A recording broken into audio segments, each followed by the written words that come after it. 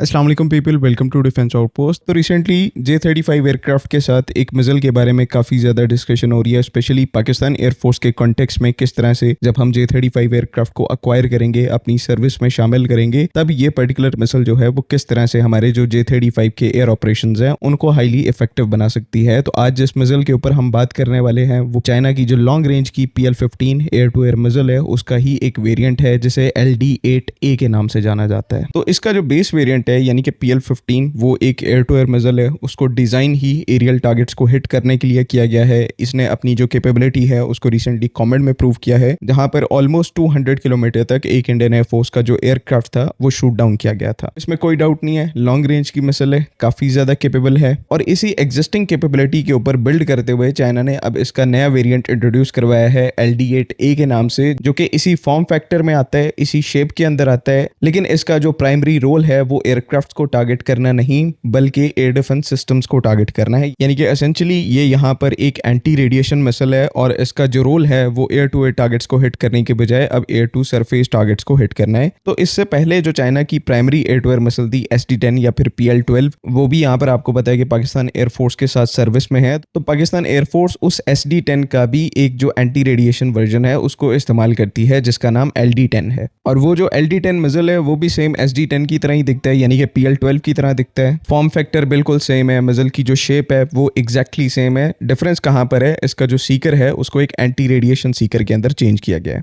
तो LD-10 जो है वो एक सक्सेसफुल कॉन्सेप्ट था एंड उसके बाद फिर जैसे जैसे चाइना एडवांसमेंट करता गया उसके बाद हमने PL-15 जैसी जो एक लॉन्ग रेंज की एयर टू एयर मिसाइल है उसको देखा, चाइना ने इंट्रोड्यूस करवाया। आज इस टाइम के ऊपर PLA एयरफोर्स जो है वो PL-15 को as a primary air to air missile use करती है और साथ ही साथ पाकिस्तान एयरफोर्स की भी जो primary air to air missile है वो PL-15 है। तो ये चीज यहाँ पर बिल्कुल लॉजिकल थी कि अब PL-15 का भी एक एंटी रेडिएशन वर्जन बनाया जाए जो कि सेम शेप के अंदर हो जिस तरह से PL-15 है, सेम फॉर्म फैक्टर हो और सेम जो लॉन्ग रेंज कैपेबिलिटीज है PL-15 की उनको एक्सप्लॉइट करे एंटी रेडिएशन डोमेन में। तो LD-8 मिसाइल आपको कंबाइंड तौर पर 160 किलोमीटर की रेंज प्रोवाइड करती है, जो कि एक बहुत बड़ा बूस्ट है इससे जो पिछली मिसाइल थी LD-10 उससे, जो कि सिर्फ 60 से 80 किलोमीटर की यानी कि 80 किलोमीटर की रेंज प्रोवाइड करती थी। एंड साथ ही साथ यहाँ पर जो भी एडवांस्ड फीचर्स PL-12 के बाद चाइना ने PL-15 के अंदर इंट्रोड्यूस करवाए, LD-10 के बाद वही फीचर्स जो हैं उनकी अपग्रेडेशन आपको LD-8A के अंदर देखने को मिलती है। और जिस तरह से पाकिस्तान एयरफोर्स ने अपनी सर्विस में LD-10 को रखा हुआ है उसी तरह से अब यहाँ पर अच्छे चांसेस हैं कि J-35 के वेपन पैकेज में ये जो PL-15 के ऊपर based LD-8 anti radiation missile है ये पाकिस्तान एयरफोर्स को डिलीवर की जाएगी और J-35 एयरक्राफ्ट के साथ इसको हम ऑपरेशनल करेंगे। अब इस LD-8 मिसाइल का और J-35 एयरक्राफ्ट का जो कॉम्बिनेशन है पिछले 2-3 दिनों से उसने इंडियंस को काफी ज्यादा टेंशनाइज किया हुआ है। और ऐसी बात भी यहाँ पर नहीं है, उनको एक्चुअली में टेंशनाइज होना चाहिए बिकॉज इस मिसाइल की जो इम्प्लीमेंटेशन है J-35 एयरक्राफ्ट के साथ वो इंडियन एयरफोर्स के लिए बहुत बड़ी प्रॉब्लम बनने वाली है, स्पेशली इनके जो एयर डिफेंस सिस्टम्स हैं S-400 जैसे, आकाश जैसे। तो उनको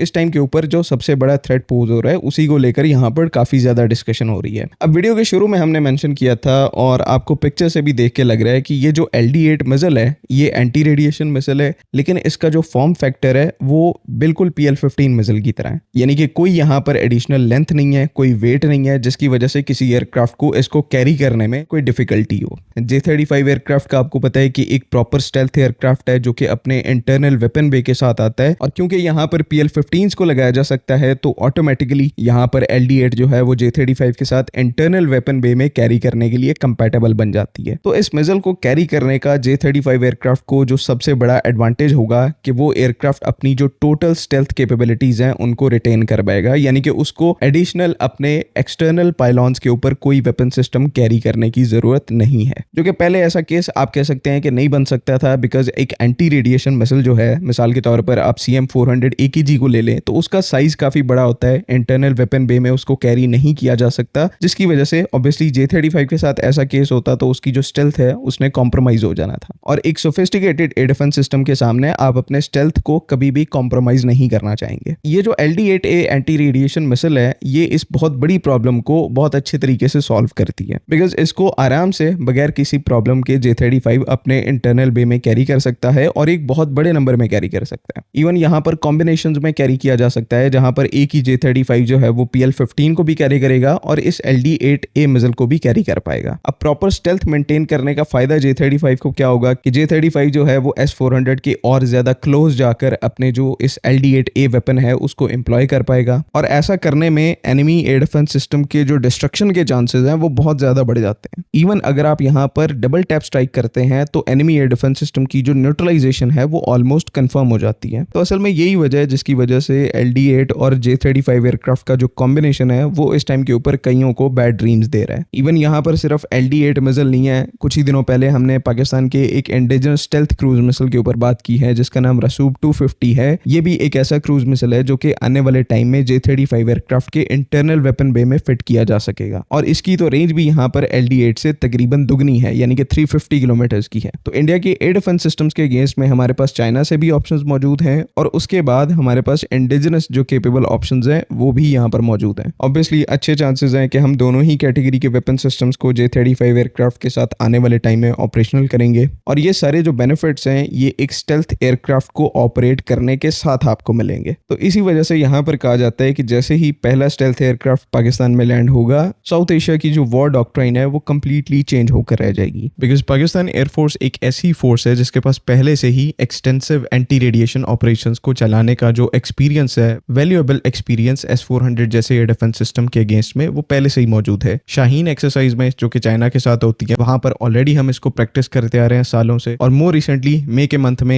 एक्चुअल कॉम्बैट एनवायरनमेंट में हमने अपनी जो एंटी रेडिएशन कैपेबिलिटीज हैं उनको टेस्ट किया था और इंडिया के S-400 एयर डिफेंस सिस्टम्स को न्यूट्रलाइज किया था और ऐसा तब किया गया था जब पाकिस्तान एयरफोर्स के पास कोई स्टेल्थ एयरक्राफ्ट स्टेल्थ एडवांटेज जो है वो मौजूद नहीं था। सिमिलर केस यहाँ पर एयर ऑपरेशंस का है कि स्टेल्थ एडवांटेज के बगैर हमने यहाँ पर डोमिनेट किया, तो जब स्टेल्थ एडवांटेज हमारे पास होगा तो आपको किस तरह के रिजल्ट्स मिलेंगे। तो यही कुछ ऐसी चीजें हैं जिनकी वजह से साउथ एशिया में जो पूरी एयर वॉर डॉक्ट्रिन है उसमें जो चेंज आएगा उसको देखना यहाँ पर काफी ज्यादा इंटरेस्टिंग होगा। बाकी let's hope for the best. I hope कि तमाम चीजें यहाँ पर क्लियर हैं। अगली वीडियो तक के लिए अल्लाह हाफिज। पाकिस्तान जिंदाबाद।